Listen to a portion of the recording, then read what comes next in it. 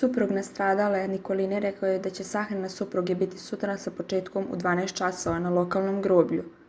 U nezgodi koja se dogodila u 23 časa i 30 minuta u ulici Branka Đonlića, blizu svoje kuće, poginula Nikolina P. 45 godina.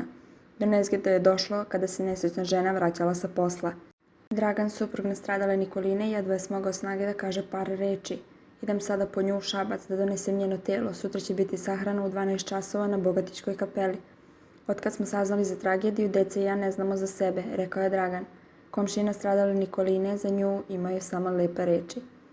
Ona radi u fabrici u Šapcu, vraćala se sa posla, izašla iz autobusa i poginula na licu mesta.